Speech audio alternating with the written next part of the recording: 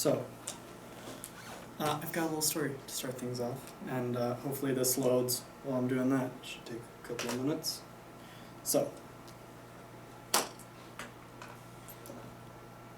you awaken you awaken from your bed. It's a fresh, early morning, and you're not quite sure why you're up this early. It's not like you. Instinctively, you get up and look around. Hey, there we go. Cool. I'll just restart that in a second. Oh. And take that. Right, so you awaken with a start in your bed and you look around. You hear before you the distant but alien whines of some monstrosity echoing in silent cacophony. You're not at first familiar with the whines, but as they go on longer and longer, you begin to hear them growing and growing to an ear-piercing scream of horror. You find yourself instinctively rushing to your window and opening it. As you close your eyes, you take in the brisk morning air. The winter has been long and hard, and you feel its icy clutch finally beginning to leave. Is that you? This is me. Oh. These are sirens. I was like, are we in an emergency or something? We gotta go. I'm sorry. You feel its icy clutch beginning to leave as the cool grasp of winter ends and the start of spring begins. However, this happy thought cannot stay with you for long, as the sirens grow further in intensity. A flash of heat whips across your face, and as you open your eyes, you look upon a city, Waterdeep, your home. You see, off in the distance, beyond the walls, the licking of fire, scorching a small town, and the buildings far out beginning to burn. Overhead, you see flying beasts of metallic grandeur, gleaming in the sunlight and pouring hellfire in an unsuspecting town. You are powerless. Before the army of Waterdeep has the chance to react, the ships, seemingly as soon as they had arrived, begin to leave. The sirens grow quiet, and for a moment, you wonder if it all been part of your dream. What will you do? Where do you go from here? This is a question I've asked hundreds, if not thousands of times. It's a question that comes up again and again when I start new adventures or when I let the party go out on their own. This is a question that I, as a dungeon master, typically give out. This speech is it's about a lot of things, but for me it's something that hit me pretty hard when I moved up here, and that is creative story building and writing and reading and learning to find yourself through the works that you can create and the works that you can read from other people. This is a brief story about how being nerdy in this regard helped me. You see, I have this problem, like I said. When I came up here, I noticed that a lot of the people here read very monotone. They don't know how to put expression into their words or emphasis into their reading. We're doing a play, actually, right now in my English class, which is a standard English class, and no one seems to be able to read or express themselves through the eyes of these characters. And for me, that's a deeply concerning problem, because I can't imagine a life where I can't express myself through other characters and can't feel as if I'm in a story myself. Now, this problem hasn't always existed, of course. I haven't always been a nerd. When I was younger, 5 or 6, the only way you could convince me to read Cat in the Hat was if I got offered a second or third dessert. But as I grew older, I began to get more engrossed in this culture that has developed throughout the years. This nerdy culture, this reading of books like The Stand by Stephen King, Breakfast of Champions, and Slaughterhouse-Five.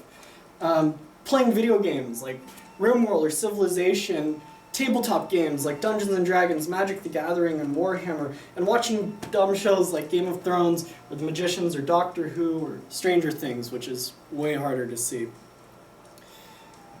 Today, we're going to focus more on the tabletop games aspect of where my nerdiness stems from, because while books might be fun to touch on, the rest of these areas are really more about me and less about creating a world for yourself. So, shoot, should probably go back. I'm not ready for this yet.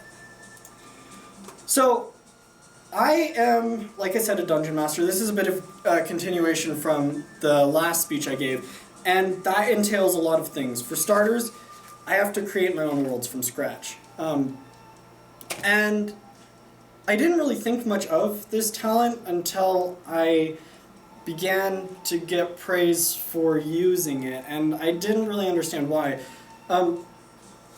So I decided that I would share the reason that I love reading so much and how it's helped me with my hobby.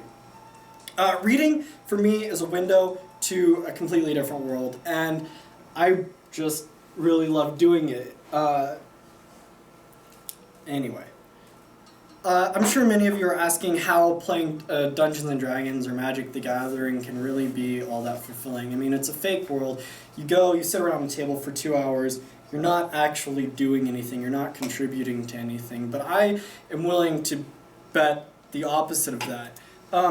After looking over the different points that you sent out, that Riker used, that I totally forgot the name of, I decided that there were two that really stuck out for me. Maybe three, but it's not really a point of his. One of them is that sense of fulfillment. Let's say you're going into this with just money in mind, right? This is Magic the Gathering. This is pulled from TCG Player. These are all prices of cards, and most of them that I pulled up here are maybe 14 to 21 cents. But it shows you a graph of how these cards fluctuate in price, and it's almost like a secondary stock market that you can study and visualize and see, hey, maybe this card is a good investment for me because it's spiking in price. I saw play at an event. Or maybe you're into collecting miniatures because you play Dungeons and Dragons, and you want to open a box of miniatures. These things are $12 to $16. They come with 4 miniatures in them. In this example that I'm showing you, Miniature Market, which is the website I use, prices this box at $12. You pull 4 miniatures in one box. There's 1, 2, 3, 4, 5 right off the bat. Each one of them is worth significantly more than the box. From 12 to 15, 15, 16, 16, $16. And they only go up from there. There's some that you could pull out of this box that are worth $35 by themselves. Of course, to balance it out, there's some that are only worth about 10 cents. But if that's something you're into, it brings you that sense of fulfillment. In addition, you get creative satisfaction. As a DM, I really liked this picture. It kind of describes what you're doing. In this scenario, not to put it too, I guess, aggressively, you are the hand of God. You create the scenario for which your players are interacting, the continents, the worlds, the religions. I've spent hours poring over books to make market templates and calendars and all kinds of different stuff that I'll probably pass around later because I'm proud of it. You make maps and encounters, and you want your players to feel satisfied with what they're doing. Moreover, you get to meet your goals. As a party member or as a DM, you get to meet the goals if you're a player is more like a number cruncher who needs to be the perfect character, or a murder hobo who runs around killing everything, from the NPCs you spent hours on to the monsters you spent seconds on. You could be a role player, an explorer, or a sociopath. It's up to you. The world is yours, and what you make of it is all up to you. Furthermore, I mean, these aren't the only two games that you could play. You could play Warhammer, Settlers of Catan. Different games such as Risk even encourage this. They encourage critical thinking and for you to be creative and use your critical problem solving in order to figure out the solutions presented to you. For my proposal, I would insist that tabletop games be used as a tool for learning to promote critical thinking, problem solving, and story building, as well as resource management in a safe space to make mistakes. This is a hobby where you can meet millions of people at events that are hosted internationally, where you can go and explore your talents and really get to know other people.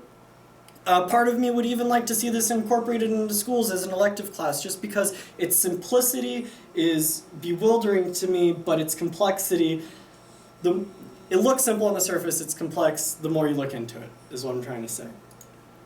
Further proposal, make tabletop games a commonplace, easily acceptable. Start a club, spread the word, talk to teachers. 826 National is a writing and publishing organization that tutors kids on how to creatively write and speak in front of people, and they teach people using Dungeons and Dragons and Warhammer and all these different games. They're a non-profit, they're spread out all over the place. My favorite personally is 826 LA. In summary, bring your nerdy games to school or work or wherever you find yourself. Check out some stores nearby your house and go start a club, meet some new people, have some fun with it. It's not gonna hurt. These are all my sources cited, and I am done. You done? Yeah,